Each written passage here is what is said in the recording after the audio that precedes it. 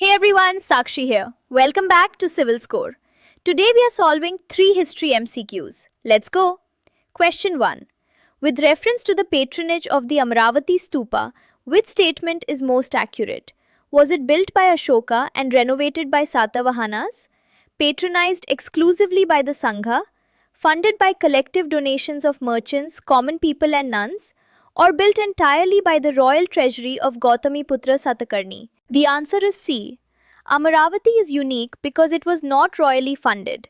Inscriptions show donations from perfumers, cobblers, merchants, monks, and many women donors. This is called Loka Dharma, meaning popular religion driving construction. Satavahana kings gave specific gifts, but the bulk was essentially ancient India's crowdfunding. People driven, not palace driven. Question 2. Statement 1 says that the double dome was a crucial Mughal innovation, achieving both external majesty and internal proportion. Statement 2 says that it consists of an inner layer providing the ceiling and an outer shell providing the external height. Which option is correct? The answer is A. Both statements are correct, and Statement 2 explains Statement 1. A single dome tall enough to look impressive from outside would feel cavernous and awkward from inside.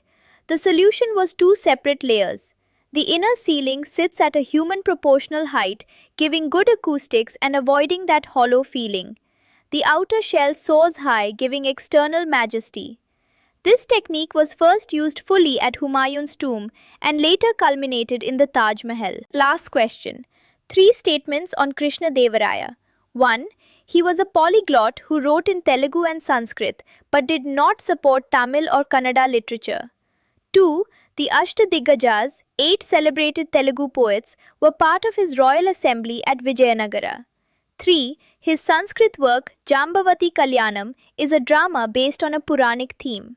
How many are correct? The answer is B. Only 2 statements. Statement 1 is the trap.